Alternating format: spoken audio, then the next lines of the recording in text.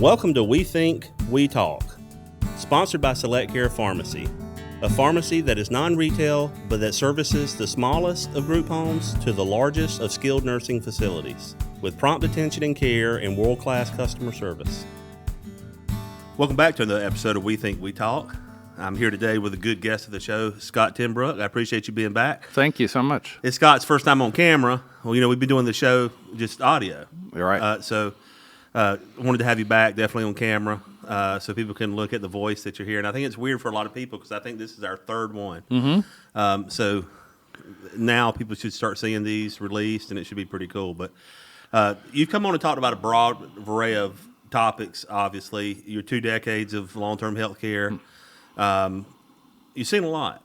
Yeah. You've seen a lot in our industry, and we've seen a lot just in business because a lot of people don't realize that a thriving community, healthcare community, creates a lot of secondary jobs too, from food service to pest control to natural gas to everything. But so you've had a good run in watching this thing sort of evolve into its own world, I guess, long-term care. It has, yeah.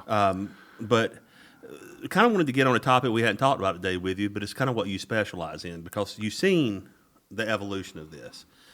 And you've seen it change. Well, we have a lot of new interest in long-term health care from investors.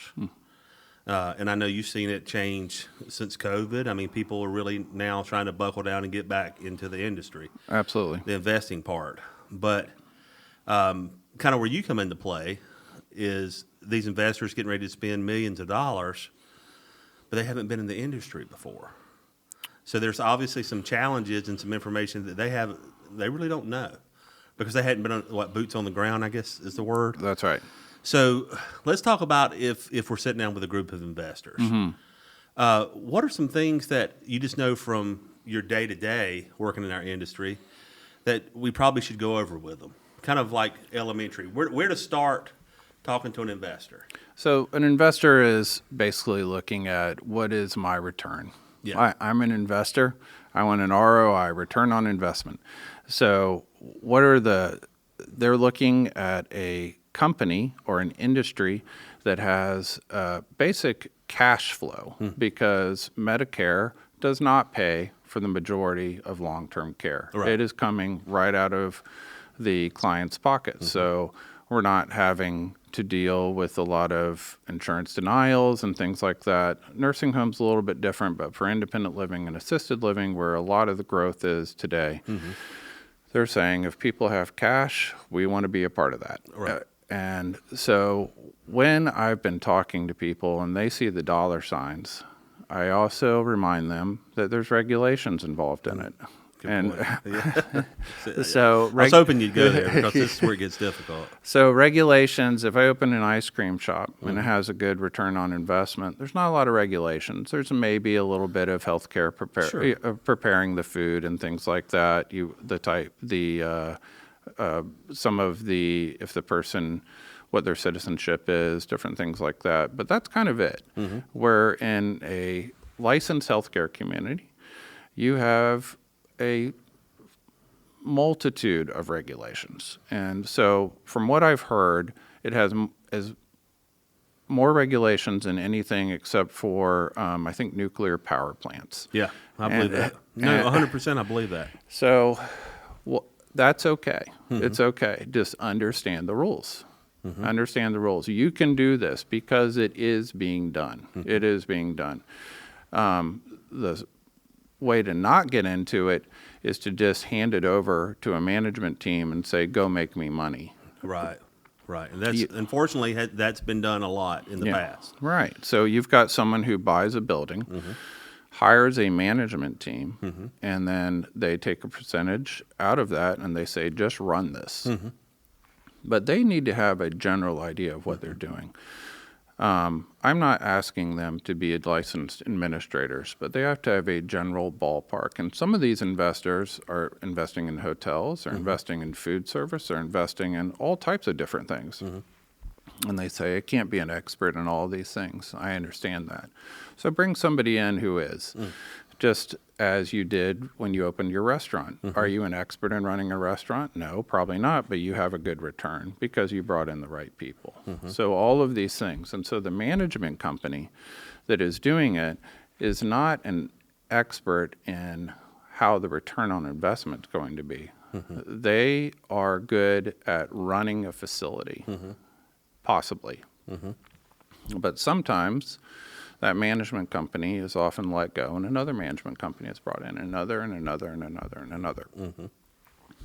So finding the right tools to start off with, wanting to know what the right questions are. When you do your quarterly reviews, which I've been a part of, with the owners, them walking in, what are the questions I should be asking? You know, if we are low, what's the plan? If our census is low, if our revenue is low, what's the plan? I think also really understanding who is your core staff? Who are your people? What are your standards for hiring? If your director of nursing, for example, has had 3 director of nursing jobs in the last 5 years, maybe that's something we need to look at. You know, is that the right person for this situation? Just because they've run a nursing home or an assisted living home, maybe they're not the best person for that. What you need is a nurse that understands staff. Right. So they could have come from a hospital. Right. It could be okay. They do need to have a clinical background. Right.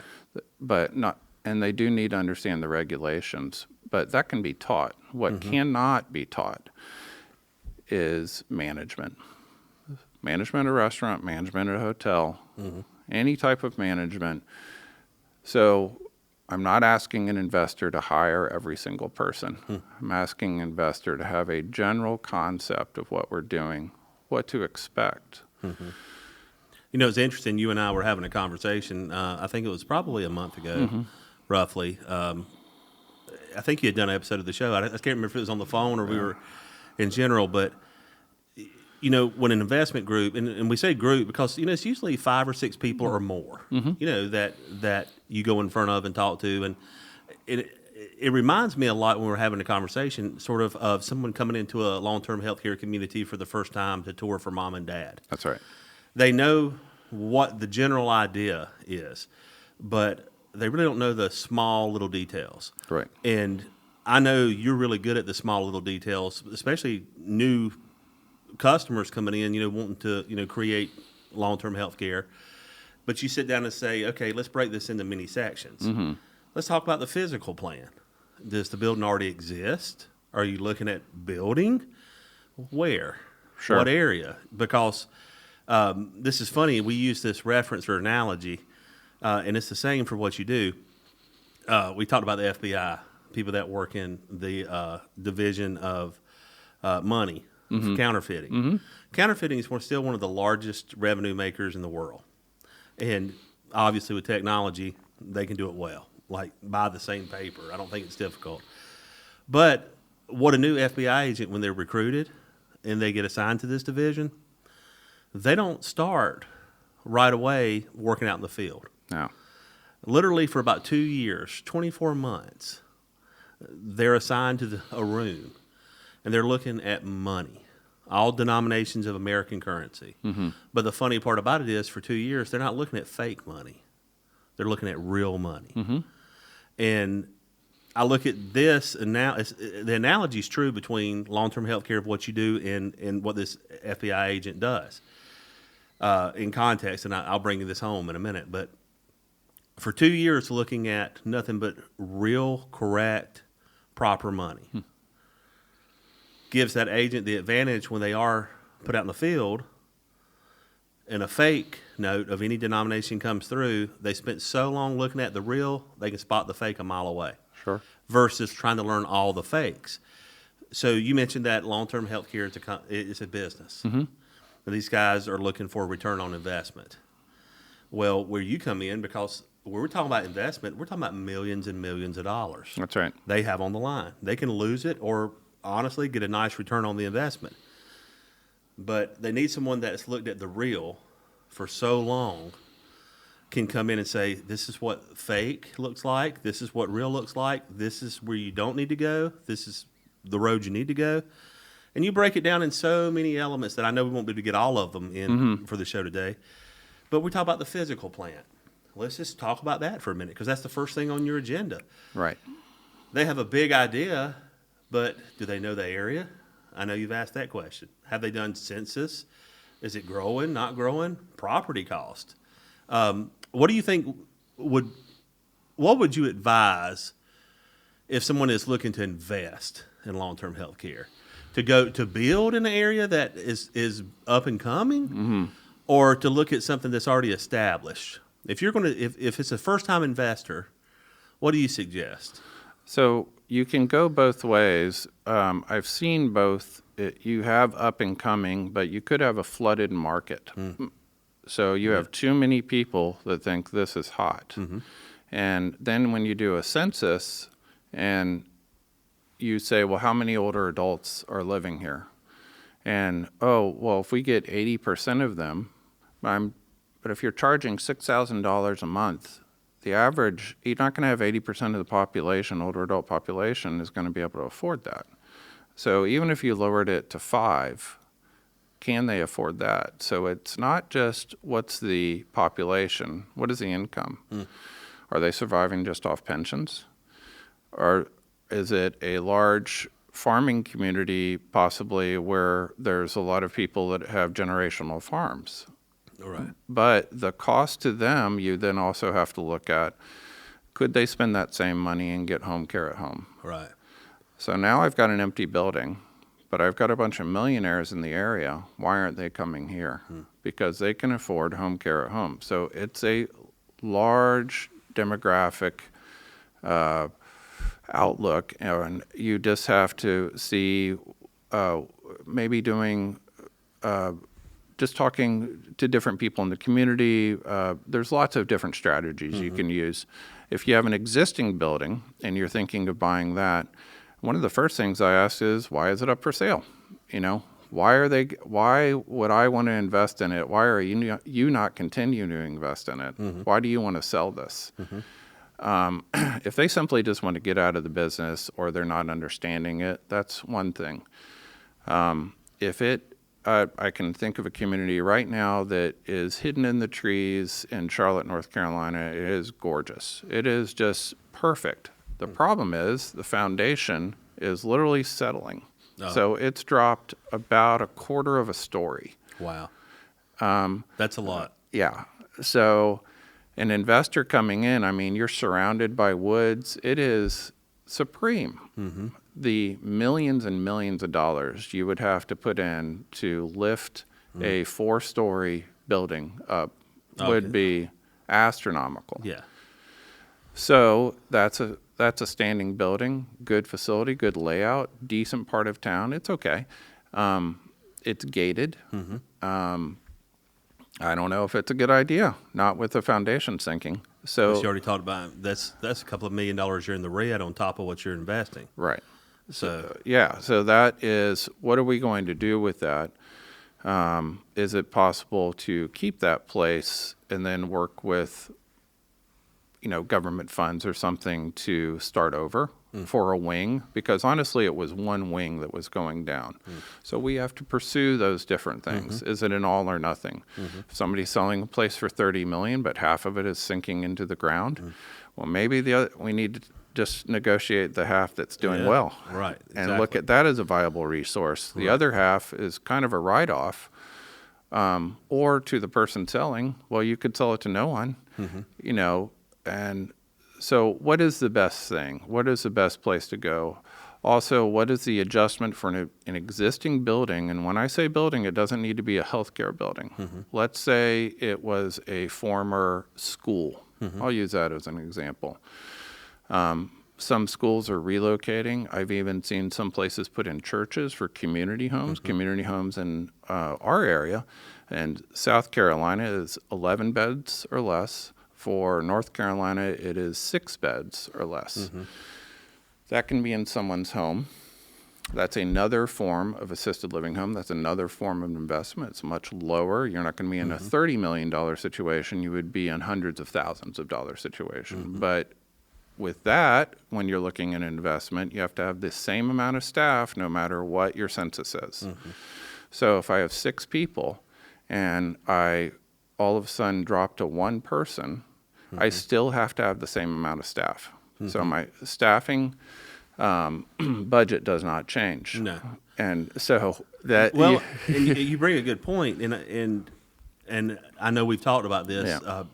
I'm sure we have, but when you're in front of a group of investors for the first time and they're talking about long-term health care, they're not even when you start educating them about staffing and regulations. That's a hard thing for them to understand initially about FTEs, the full-time hours, being that they're used to another industry where if it's low volume of business, they can remove and have 1 staff member cover it. or even shut it down for the day. Or shut it down for the day.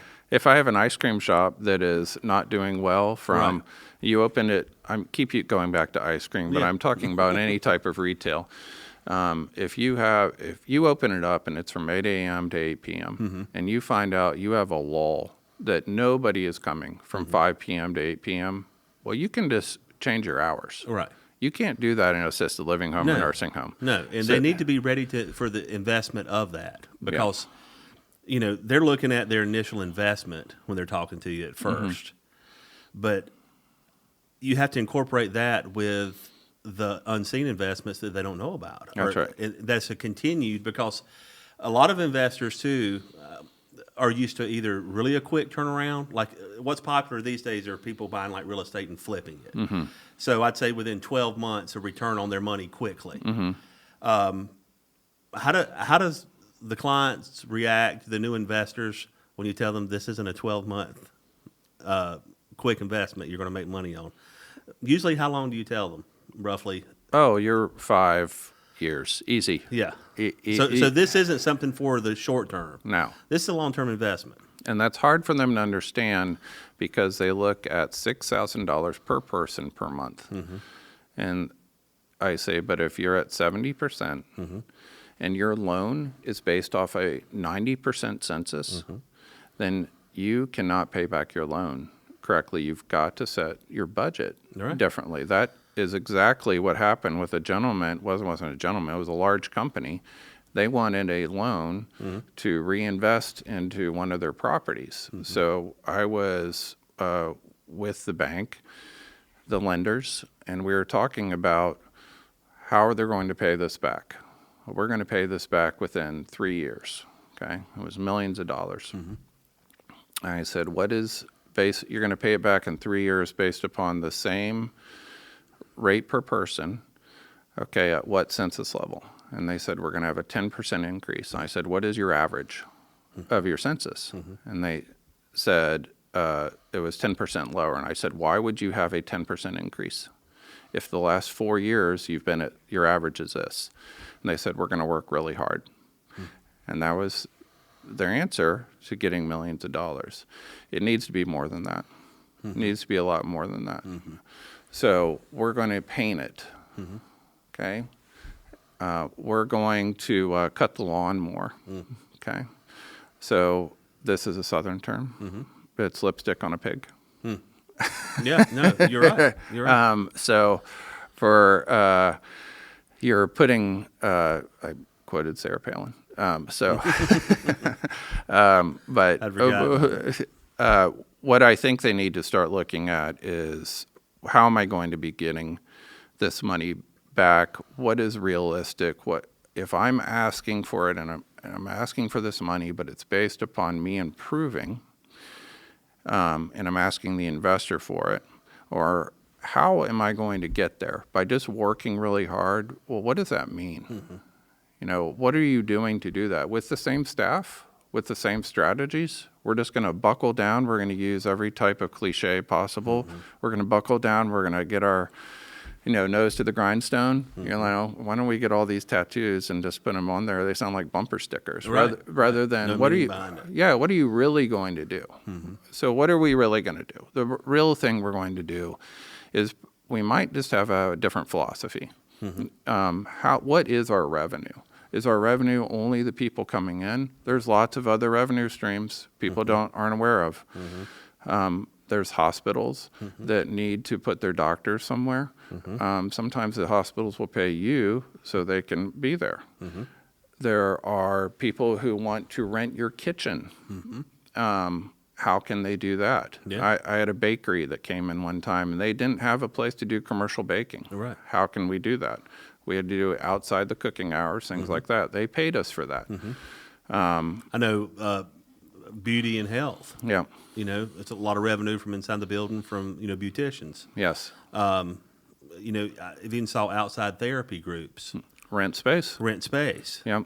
So, you know, which is a good point that you bring up because, you know, if they're 80%, they are scheduled to pay back the loan at 90%, but yet they're not, but they have all these other things in play, being rented properly, you know, other income streams. You may only still now be 5% in the red instead of 10. Exactly.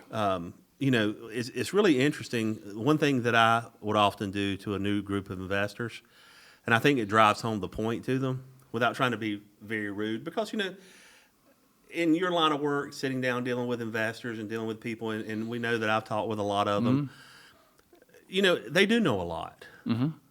But, you know, you're sitting on your hands listening to what they know, but also you realize how far away from the ball they really are of knowing what they need to know. That's right. You know, and the part about it is I help them with their policy and procedure book.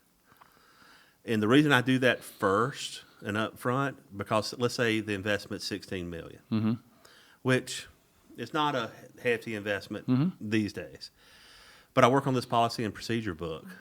And this is before they've made the decision to go or not go, you know, to invest the $15 million. So this is a rough book, and I said it right in front of them. And, of course, what's this? You know, I don't have it labeled. It's just a plain white binder. Right. And I say $15 million. Because if you invest the $15 million of a property that's already pre-existing, everything that you knew about it, we don't want to go back there. Because obviously the property, as you said earlier, would not be selling. There would not be, unless there was just a genuine set of investors that aged out. That's a good buy. Right. But it's not. That's rare. The due diligence is not the same. So this book that I put down of the rules and regulations, policy and procedures, whatever you want to call it, it's all brand new. So maybe you can teach some of the older staff, find out who the A players were. Probably a whole new management staff, because everybody's going to have to learn this book, including the investors. And usually I have a meeting after the fact. They've had a chance to go through this book. And, you know, they can't read it all. But the meeting second time is so much different. Right. Because now they're seeing it from a, like your, you know, your phone. You know, you can get a 0.5 magnified view or that perfect portrait view. They were looking at it from the portrait. Now they're on magnification. Even their questions are so much different, and then all of a sudden, I think you can relax as a consultant at that point, because now they're on your train of thought, and see how quickly they can burn the $15 million. Because if it's going to cost them $15 million, they need to have a third of that too in liquid money for the 5 years. Absolutely. So, right, we spend the $15 million, and we're ready to roll. Okay, well, you still have an empty building. Yes. But you still have staff. So how are we going to pay the staff? How are we going to keep the electricity on? Let's talk about paying the staff. Yep. Today, right now, I've talked with a lot of people. You talk with a lot of people. Staffing is a problem right now. It is. And I've always worked off a theory. I like this saying, and it's harder and harder to do now, but pay the people a wage they can live in the area that they work, the town that they work. You know, you don't want them having to drive an hour to work if possible. But it's getting really expensive, and especially the healthcare world, which we're talking about. And all businesses are suffering right now from this, but you really got to work on getting a team. I was in a building yesterday talking with a good friend. This is a really good building, but they're still having to use agency. And, you know, not all agency people are bad. Not all are good. But it is very different because they don't know your residents. They don't know the staff. When you're talking with new clients, that's a question they need to know. Or, you know, that's something they probably aren't asking, you know, the sellers. how much agency do you have? What type of staffing issues do you have? Why? Are you lower than others? Do you need to catch up? There's just another example of what you have to teach, because all they do is see a FTE log. Right. They don't understand that, oh, these are agency people. All these blocks of time being filled in, you're paying more than you probably should. Is the training bad? Is the pharmacy you got in there good? Mm-hmm. Well, you got to get to the core, and that magnification that's not happening is where you come in. So one of the things that I've heard often, and I think people are adjusting more to this, is why are you using an agency? And so you have a little bit of the philosophy of it is what it is. And so 10 plus years ago, it would be outside the box to use an agency. Mm-hmm. And today you often use agencies, and when we're referring to agencies, we're referring to home care agencies. Mm-hmm. So the upside to having a home care agency is you have a large staff that you can draw from. Mm-hmm. The downside to using a home care agency is, in reality, they don't work for you. Mm-hmm. They work for the home care agency. So, and also you are paying a client rate. A huge premium. Yeah. And so it's a loss, really. It is a loss. So you're just trying to fill in. It's like using a temp agency to fill your staff when you should actually be using. Which is the truth. A lot of people here, we're familiar with the word temp agency. Some of us are. I think there's a certain age there, like, what is that? Right. But a lot of people honestly don't say it as honest as you did. We talk about staffing, agency, whatever. Yeah, we're talking sort of a temporary group coming into your building that don't know anybody. And that was really country. I said that, don't know anybody. But that's the truth. So they're fulfilling a regulation, a law. Mm-hmm. But I know a successful community strives off of its team being engaged with the residents that live there on a personal level. So I wonder how the residents feel about these temporary people seeing a face today and not tomorrow. Sure.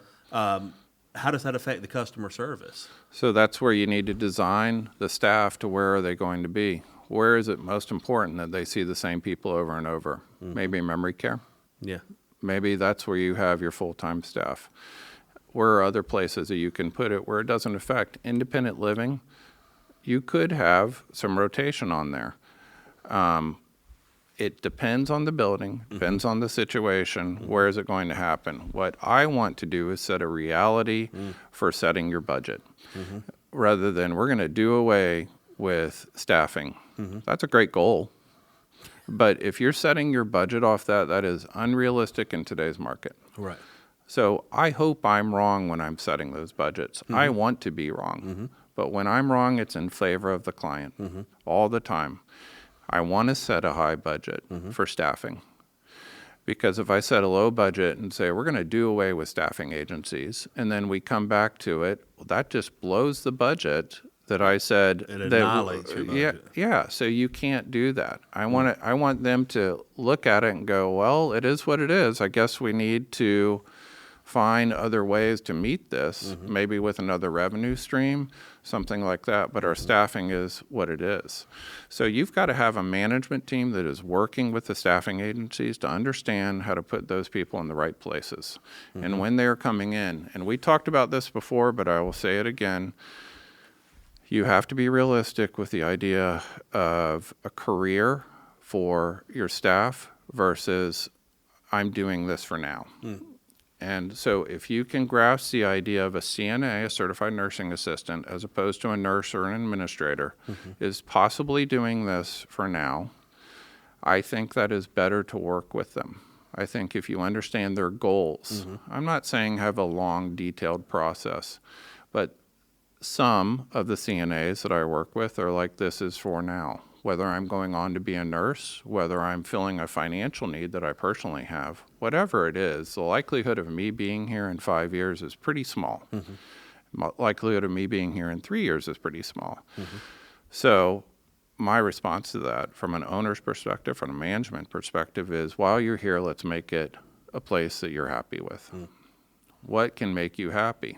Most of the time, the staff, the majority of staff in healthcare facilities is line staff. It is not management. You probably have 6 management team. Right. Tops. I would say. The rest is line staff. I ran a building that had 200 employees. Maybe, I don't know, 8, maybe 12, if you included some outliers, were management. The rest was line staff. So we had to work knowing that that was the primary staff. We had to make them happy. I'm making the 180 plus people happy, and I also have to make the management staff happy, but realizing that is who is running this facility, because I can't personally be there 24 hours, and neither can the other 10 people. Who is going to be here after hours? Who is representing you? What are their goals? That was a very, very small town in the Midwest, and there was no other place around. There's maybe one other place, but the nearest big town was an hour and a half away, which was Indianapolis. And so just learning who your staff is. That's huge. Yeah, so when you're looking at what's out there for our demographics of our people that might live here, what is your demographics of your staff? Where are you going to hire from? Okay. Then we get into regional areas. Southwest, you could have different demographics there for staff. Everyone's used to it there. It's okay. What is going to fill your staffing needs here? If there's a language barrier, that's okay. You can work with that. Just make sure, what are your policies and procedures? How is it going to run? At the end of the day, the investor wants money. That's it. I'm an investor. My title is investor. I want money. That's what I'm trying to get. I'm not trying to run a nursing home. I'm trying to run a business that will give me money. That's it. So how do we get that to them? Be realistic about the investment. You can make money, absolutely. Just do it the right way. All right. One thing that I've seen, and it's incredible, there was a group looking at a property, and they just weren't sure. It was a solid investment. It was 20 million plus. It was just a long haul investment though, because everything needed to change about the community. But what we learned doing due diligence is, we started exactly like you said. We pulled staff rosters, and I wanted to show, you have all these temporary through the door folks, but you're going to have a handful of line staff that has been absolutely phenomenal. Like you can tell by the years of service at this building, never call out. Like you got a small group, I can guarantee you, that's always there. That's awesome. That run the building probably. What I suggested for this company, and it's all worked out in their favor incredibly, is if they went along with the deal, which they did, to incorporate, it was 4 particular individuals at this property, after looking at this roster, that you just knew run the building. Like they'd been there forever. A couple of med techs, a couple of caregivers. And the new management team had a meeting with these 4 people and acknowledged to them, on paper, they're awesome. And of course, they didn't know them very well, but they wanted them to be a part of their hiring process, ambassadors of the company. And then talking with these 4 solid people within the company, they learned how to remarket their product and highlight what they weren't highlighting before. Like a lot of times people will have an asset that is really valuable to what they do. Like could bring new clients, new customers, new revenue streams. They just don't know that it's valuable. They don't know that this is what people are actually looking for. So they're trying to promote another asset of their community or their business, and not the asset that they should be promoting that's already there. This particular property had one of the best memory care programs I've ever seen. All their literature from the previous company highlighted it very little. And this was really the best part about this community. Their memory care was just as large as their assisted living.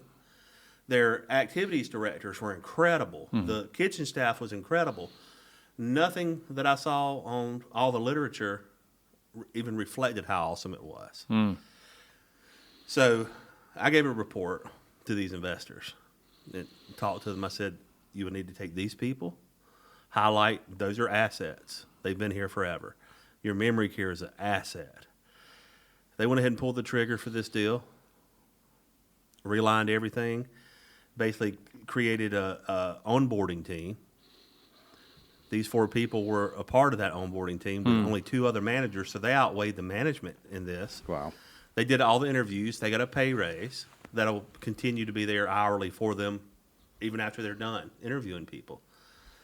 And what we saw was, in a very short amount of time, people attract people like themselves. These guys started hiring and calling friends and doing things because now they were important that they were part of the process and being paid for the part of the process. This community now, following the advice, highlighting their assets, including the staff that had been there, now 2 years out, their waiting list over 100% occupied all the time. There you go. They're now very well known for their memory care. The assisted living, they don't have to advertise that. That's just natural. It flies in. And that investment, well, they thought would be a 10-year turnaround. It's going to happen in less than 5. But they took the advice because it was good or bad. They listened. And they did go along with it, but they took the advice that was given to them. If you're going to do it, this is what you're going to have to do. I think a lot of people on listening to advice on investing, because that's essentially what you do.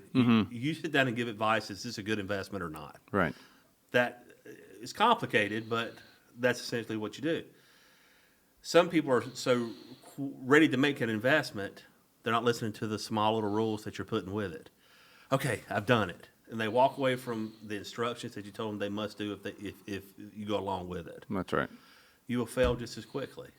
If you cannot put money into something and expect the same results just because you're a new name, if you don't change anything about it. That could be your ice cream shop. Yep. Leave it the same name and it's not doing business. This new investors, and put a sign out that says new management, nothing will happen.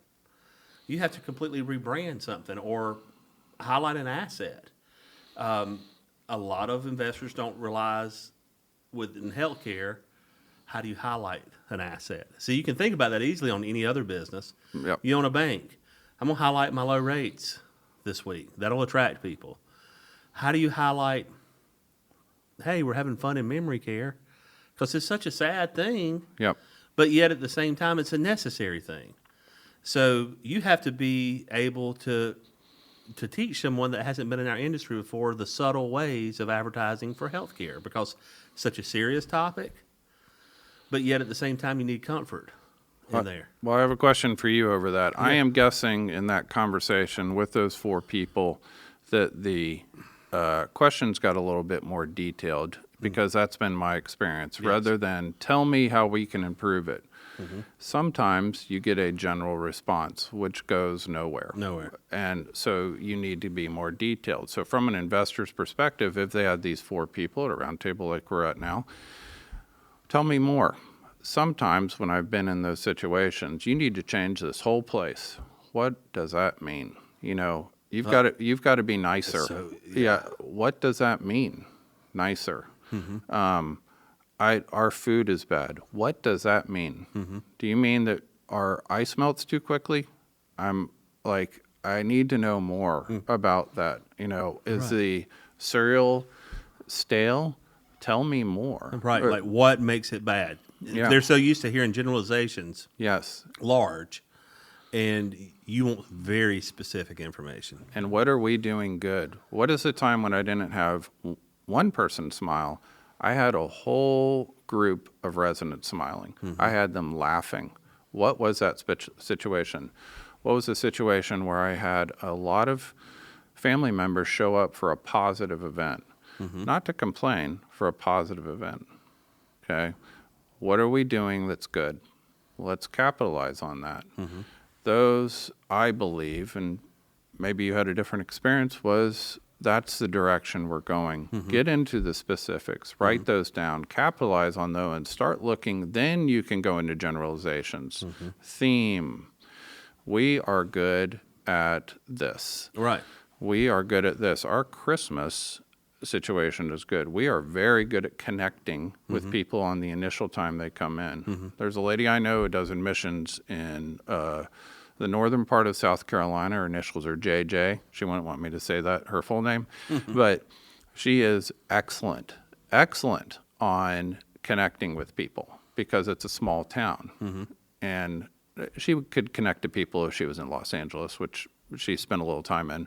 But she's able to talk about, oh, I went to high school with, I think we know this person and that kind of stuff. And she fills a building every single time. Every single time. She's just phenomenal.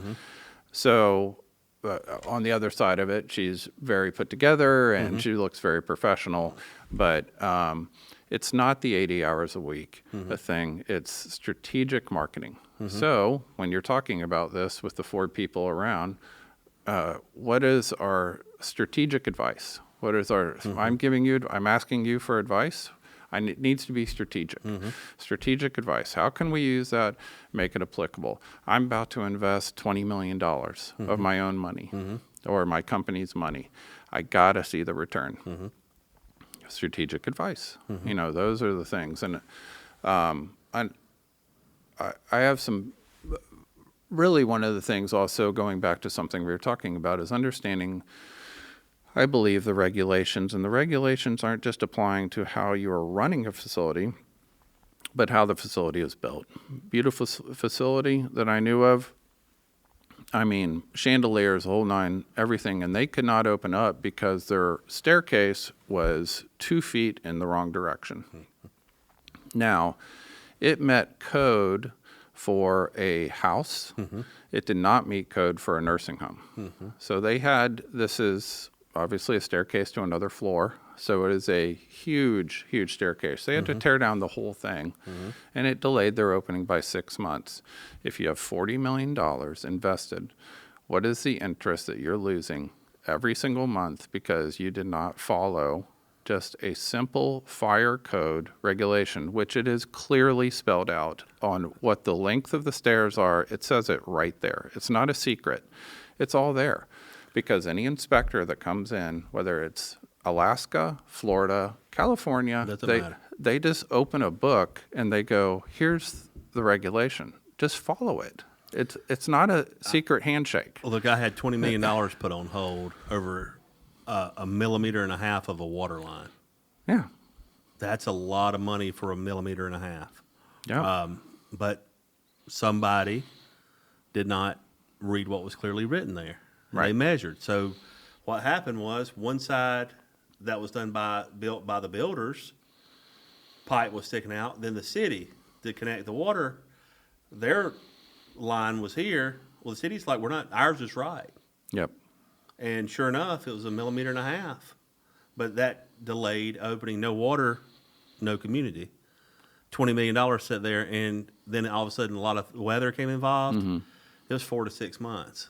I am guessing that this is what happened, that person owned condos, some other type of building that was not in the industry. They brought in their contractor that had worked with them before, who had made beautiful condos, beautiful other buildings, and the pass code and everything. And they came into assisted living, and we're gonna follow the same standard. I just made a turnaround on this guy of $10 million within 5 years because we built it so fast. It is different. It is assisted living home, and it is a different regulation. It is different measurements, and you have to look at them. And every state is different too. It is so, and some of the measurements are even so minimal that your eye could not see. Yep. But they'll pull out the thermometers to be specific on temperatures. Yep. Pull out laser-guided levels. I mean, it's that specific. Let a outlet be just a millimeter off near a sink without a GFI. I mean, you have millions and millions of dollars, but you did not get somebody to come in and give you advice before you pull the trigger, whether it's building or whether it's buying pre-existing. And these little details cost you hundreds of thousands of dollars putting your $20 million on hold. Right. You know, and you could have avoided this up front with good specific information, what to look for, what to happen. And Scott, we could go into this forever, but I know our time is drawing near. Okay. It's very quick. Yeah. But what I'm going to do, obviously, is people are going to have questions about this. There's investors that will be watching this. I know that they do. They email back and forth all the time. So obviously, when I post this up, I'm going to put your information, how to reach you, company, everything in the drop down. We'll get that, and we'll certainly have another episode or two with more. We'll go specific because we generalize what you do, and there's so many avenues, thousands of things that you saw done right for so long, Right. that it gives you hundreds of thousands of things not to do, and that's where you're valuable. A company, whether they're investing $1 million or investing $40 million, they seek your advice first because neither one want to lose any of it, regardless of the amount. So we definitely need to continue the conversation and show what kind of value you can add so they don't run into these problems. Absolutely. I don't want investors to feel discouraged. I want them to feel that this has been done before. Has been done. They're not recreating the wheel. Right. Just do it the right way. It's okay. Do it the It's right way. okay. This has been done before. Right. You're not breaking ground. No. You're not the first person. No. It's okay. And unfortunately, the reason, people like yourself have to exist in this industry is because the knowledge is not written in books. It's kind of like raising a child. Everybody in the world can tell you how to do it, but you really need to talk to somebody that's been through the inception of this industry. Absolutely. To really help you navigate through it because it's so detailed. It's so many little things that will stop you. But done right, as you said earlier, it's rewarding. It's a very valuable, a good investment and really good for the community. But done wrong or just a millimeter wrong can tie up your money. Absolutely. Well, thank you for having me here. I think this conversation will help a lot of people and help them bring in revenue, help communities, help seniors. I mean, you just have to follow the process and everyone can be happy. Everyone can win. Yes. Done properly. That's right. Guys, I appreciate you tuning in for another episode of We Think We Talk. Definitely stay tuned for next episode, hopefully to bring you continued new guests, exciting information that you need to know. Scott, thank you for being here. Thank you. Today. I appreciate every time that you come down. I know it's a drive, but definitely good information, especially before you start pulling triggers on millions of dollars. Absolutely. To get with you. So look for Scott's information. Certainly we'll have it down so you can get to Scott. Feel free to contact me as always, Andy@selectcarerx.com. If you have any questions about the show or you have any show ideas for me to go over. But until next time, God bless.